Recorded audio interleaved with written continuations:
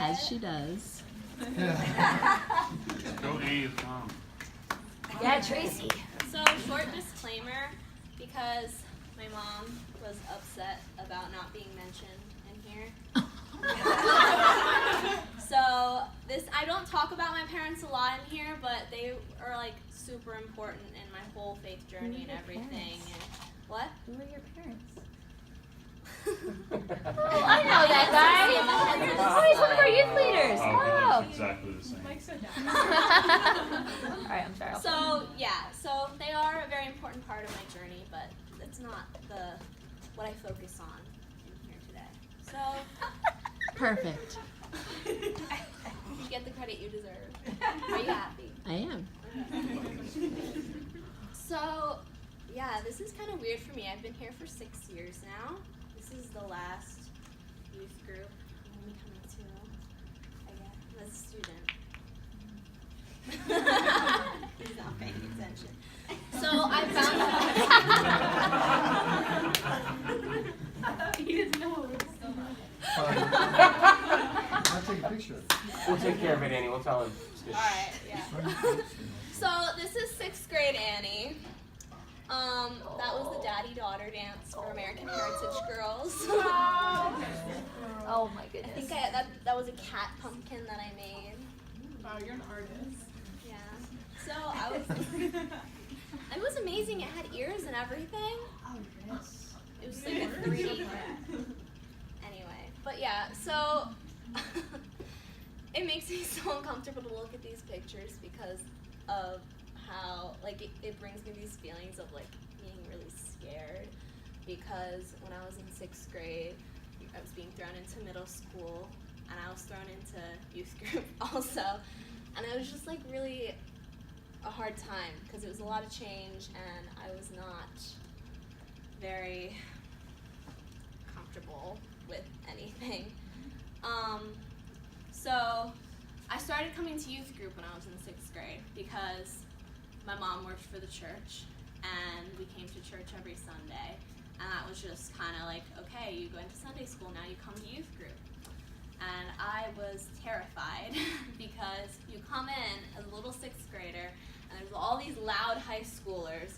It was Colin, actually. You were one of those loud, annoying, scary high I'm schoolers. so loud and annoying.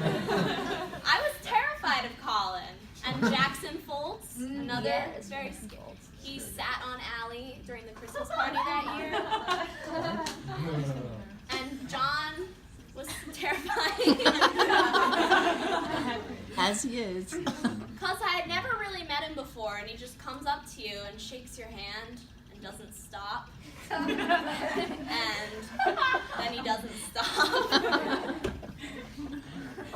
So I was not a fan at first. Not of John, of youth group in general. Neither. But so we would come into this room and it was set up differently, and me and Allie would go straight back to the corner back there because the screen was here and we would be facing that way. Allie and I would hide in the corner after narrowly avoiding Dan and Josh trying to get everyone to play the game.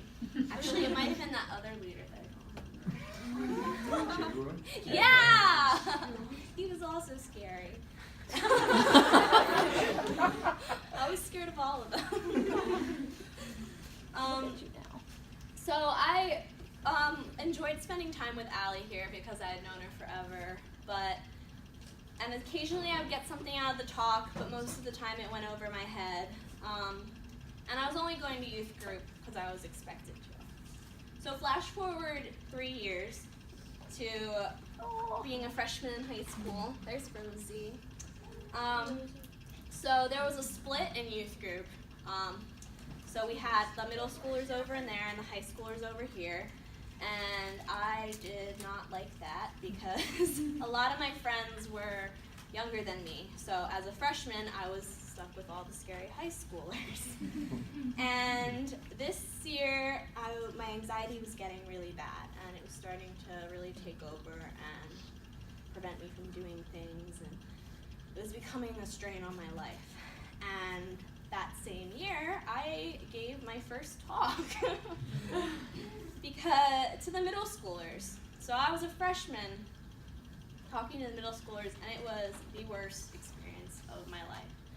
And I swore it was almost impossible to get a word out, and I was shaking the whole time, couldn't remember what I was saying, and I said I was never gonna do it again.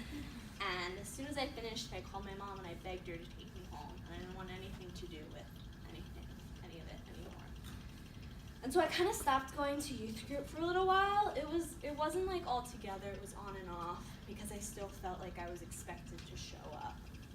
But I'd kind of given up on my faith, like there didn't feel like there was anything there for me. And there was no one keeping me at youth group.